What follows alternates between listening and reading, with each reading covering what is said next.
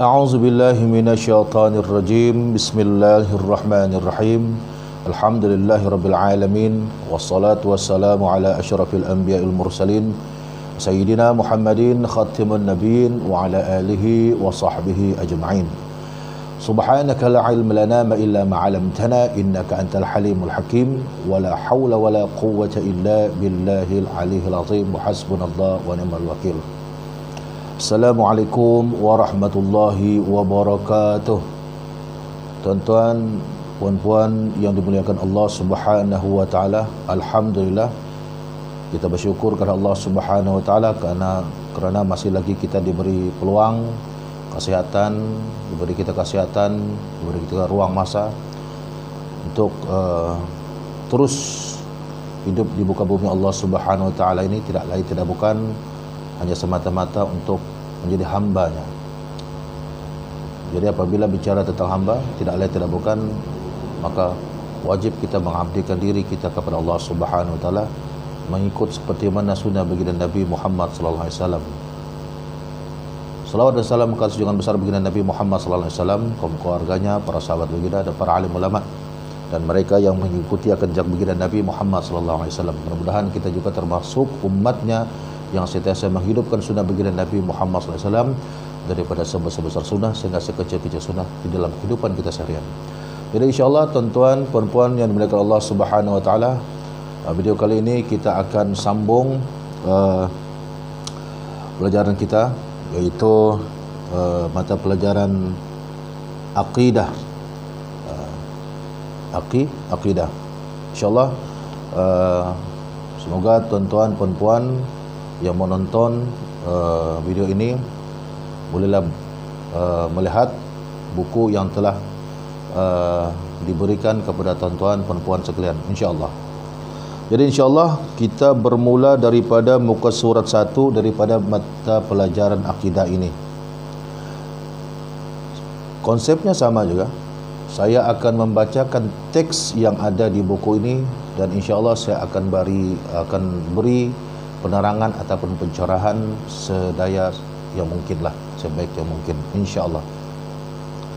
Insya-Allah kita masuk tajuk yang pertama daripada mata pelajaran akidah ini, iaitu berkenaan tentang keperluan manusia kepada agama. Manusia ini memerlukan agama. Agama itu tidak perlukan manusia, tetapi manusia itu yang memerlukan agama. Kenapa manusia itu memerlukan agama? Karena fitrahnya manusia itu berkehendakkan Tuhan, berkehendakan bertuhan. Jadi mau tidak mau, apabila kita berkehendakan bertuhan, jadi kita perlu ada satu peraturan. Baik, menurut pengertian umum, agama adalah sebuah peraturan yang mengatur hubungan di antara manusia dengan Tuhan. Jadi fungsi agama ini adalah sebagai peraturan yang mengatur manusia itu berhubung dengan Tuhan dia. Sebab itu saya katakan tadi, fitrah manusia itu berkehendakkan bertuhan. Jadi apabila kita berkehendakkan bertuhan, kita perlu ada satu peraturan untuk menghubungkan diri kita dengan Tuhan kita, Rabb kita, yaitu Allah Subhanahu wa taala. Terusnya, tuan-tuan, terdapat pelbagai agama di dunia ini. Betul. Bukan agama Islam saja yang ada di dunia ini, malahan banyak agama di dunia ini. Baik daripada zaman dahulu hingga kini, banyak agama. Sebelum kedatangannya Islam, sebelum diutusnya baginda Nabi Muhammad sallallahu alaihi wasallam, ada agama sebelum agama Islam itu ada. Ada lagi agama-agama lain. Agama-agama yang dibawa oleh para nabi dan rasul yang diutus oleh Allah Subhanahu wa taala. Namun pokoknya tetap juga mentauhidkan Allah Subhanahu wa taala, mensatukan Allah Subhanahu wa taala, menyembah Allah Subhanahu wa taala yang satu. Agama-agama tersebut dapat difahami melalui firman Allah Subhanahu wa taala. Allah Subhanahu wa taala sebut dalam surah At-Taubah ayat 33, huwallazi arsala rasulahu bil huda wa dinil haqq liyuzhirahu 'alad dini kulli walau karihal musyrikun. Apa kata Allah Subhanahu wa taala? Dialah yang telah mengutus rasulnya, yakni Muhammad sallallahu alaihi wasallam, dengan membawa petunjuk dan agama yang benar. Agama apa? Tidak lain tidak bukan agama Islam, untuk dimenangkan dan ditinggikannya atas segala agama yang lain, walaupun orang-orang musyrik tidak menyukainya. Jadi daripada ayat ini Allah SWT telah menyebutkan bahwasanya diutusnya baginda Nabi Muhammad SAW itu tidak lain tidak bukan untuk memenangkan, meninggikan agama Islam itu. Kenapa? Sebelum-sebelum itu ada agama-agama yang lain. Baik. Jadi begitulah kepentingannya manusia kepada agama ini. Kenapa? Agama itu peraturan yang menghubungkan kita dengan Tuhan kita. Jadi tuan-tuan, puan-puan yang dimuliakan Allah Subhanahu wa taala, kita lihat pula ada dua jenis agama ini. Satu dinamakan agama semawi, yang kedua pula dinamakan agama ciptaan. Siapa cipta? Nanti kita akan tengok sama ada daripada video ini ataupun video yang akan datang. Kita lihat dulu apa yang dinamakan dengan agama semawi ini. Tuan-tuan pernah dengar ke agama semawi? Jadi kalau tuan-tuan, puan-puan belum pernah dengar, kita coba dengar dan perhatikan apa maksud agama semawi ini. Baik. Agama semawi atau agama langit. Agama semawi ini juga ia dinamakan juga dengan agama langit. Ia merupakan segala agama yang bersumberkan daripada wahyu ilahi, wahyu daripada Allah Subhanahu wa taala. Jadi apabila disebutkan wahyu ilahi, ia bermaksud ialah wahyu daripada Allah Subhanahu wa taala melalui perantaraan atau perutusan para rasul. Jadi wahyu ilahi itu, wahyu daripada Allah Subhanahu wa taala itu melalui perantaraan rasul daripada kalangan manusia yang diutus oleh Allah Subhanahu wa taala untuk menyampaikan agama ini kepada kaum dia, kepada bangsa dia, kepada masyarakat, kepada seluruh makhluk. Itu maksud dia di sana. Baik. Dan mereka juga dikurniakan kitab. Agama semawi ini, para nabi yang diutus menjadi rasul ini dikurniakan kitab suci. Sebagai apa? Sebagai pedoman dan sebagai panduan untuk mengatur masyarakat ataupun bangsa yang didakwah itu. Baik, agama semawi itu dapat dibagikan kepada beberapa jenis. Ada pengarang kitab ini menitipkan kita ada 3 jenis agama semawi. Di antaranya yang pertama agama Islam. Agama Islam merupakan juga agama semawi, ya, yang mana ia diutus kepada baginda Nabi Muhammad sallallahu alaihi wasallam. Lalu yang mana baginda Nabi Muhammad sallallahu alaihi wasallam dikurniakan Al-Quran dan As-Sunnah. Al-Quran dan As-Sunnah sebagai mengatur masyarakat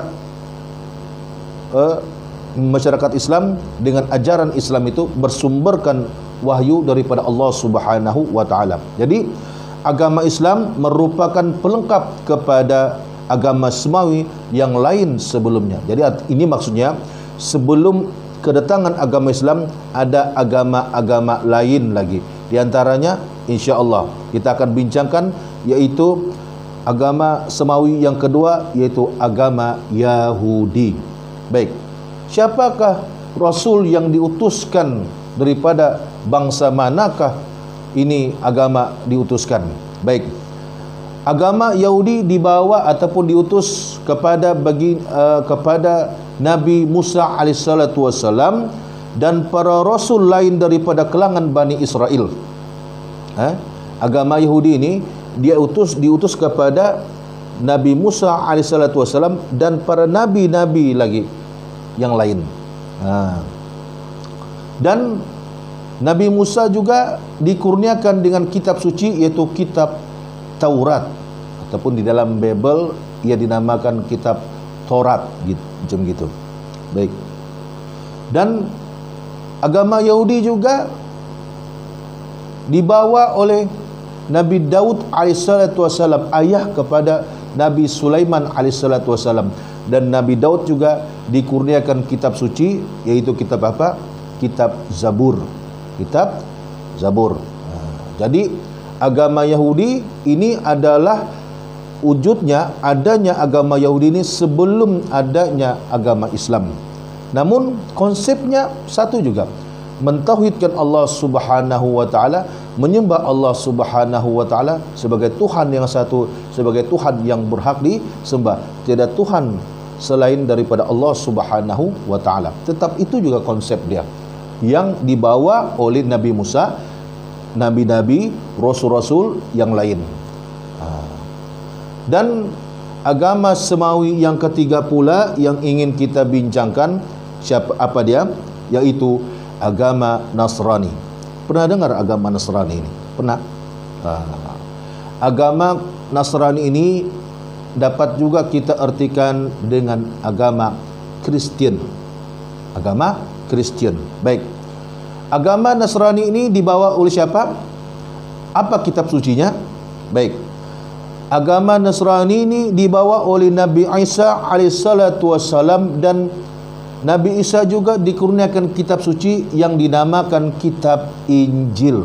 Kitab Injil, yang mana kitab Injil ini merupakan kitab yang melengkapkan kitab Taurat untuk memperbetulkan pegangan pengikut agama Yahudi yang menyeleweng dan tidak mahu menerima kerasulan Nabi Isa alaihissalatu wassalam. Jadi Nabi Isa alaihissalatu wassalam ni menurut keyakinan kita sebagai umat Islam, bahwasanya ia merupakan seorang nabi, manusia biasa seperti kita yang diutus oleh Allah SWT menjadi seorang nabi dan mempunyai kelebihan dengan adanya mukjizat sebagai kelebihan dan penguat kepada kerasulan dia. Namun seperti mana tuan-tuan puan-puan sudah sedia maklum, masyarakat ataupun mereka yang beragama Nasrani, Yahudi sekarang ini, mereka beranggapan bahwasanya Nabi Isa itu anak Tuhan. Anak Tuhan. Dan mereka menamakan Nabi Isa itu sebagai Yesus. Kita meyakini Yesus itu sebagai Rasul, tetapi mereka, pihak Kristen pula beranggapan, meyakini bahwasanya Yesus itu adalah anak Tuhan. Kenapa mereka beranggapan anak Tuhan? InsyaAllah nanti kita akan kupas berkenaan tentang masalah ini. Baik. Jadi agama Islam merupakan agama yang diridai oleh Allah Subhanahu wa taala. Apabila saja baginda Nabi Muhammad sallallahu alaihi wasallam diutus menjadi seorang rasul dengan membawa agama Islam, dengan dikurniakan dia kitab suci Al-Quranul Karim, maka agama-agama yang lain itu termansuh, terbatal. Agamanya pun terbatal, dia punya kitab pun, kitab sucinya pun terbatal, kerana agama Islam itu merupakan agama yang diridai oleh Allah Subhanahu wa taala, kerana Al-Quran itu telah lengkap, selengkap-lengkapnya dari membicarakan apa saja yang ada di dalam Taurat, apa saja yang ada di dalam Zabur, apa saja yang ada di dalam Injil, telah lengkap dibicarakan, diperhalusi di dalam Al-Quran. Ini sesuai dengan firman Allah Subhanahu wa taala berkenaan bagaimana Allah Subhanahu wa taala meridai agama ini, yaitu agama Islam. Apa kata Allah Subhanahu wa taala? Innad dina 'indallahil Islam. Kata Allah Subhanahu wa taala, sesungguhnya agama yang benar lagi diridai di sisi Allah ialah agama Islam. Jadi tuan-tuan, puan-puan yang dimuliakan Allah Subhanahu wa taala, alhamdulillah kita sudah berada di agama fitrah, kita sudah berada agama yang benar, kita sudah berada di satu agama yang diridai oleh Allah Subhanahu wa taala, Jadi kita jaga diri kita, kita jaga iman kita, kita jaga akidah kita agar tidak terpesong, terseleweng lagi kita punya akidah, kefahaman kita, amalan kita. Mudah-mudahan daripada sedikit penerangan ini kita diberi kefahaman. Mudah-mudahan daripada sedikit pencerahan ini semakin yakin, semakin kuat akidah dan iman kita kepada Allah Subhanahu wa taala. Semakin kita bersungguh-sungguh ingin mendalami lagi agama Islam ini. Jadi sampai di sini saja tuan-tuan, puan-puan yang dimuliakan Allah Subhanahu wa taala, perkongsian kita, rekaman pada kali ini. Mudah-mudahan Allah Subhanahu wa taala memberi kesempatan lagi kepada kita untuk bertemu di video yang akan datang, insyaallah. Yang baik itu datangnya daripada Allah Subhanahu wa taala, sebarang kelemahan itu adalah kelemahan diri saya. Aqulu qouli hadza wa astaghfirullahal azim li wa lakum. Assalamualaikum warahmatullahi wabarakatuh.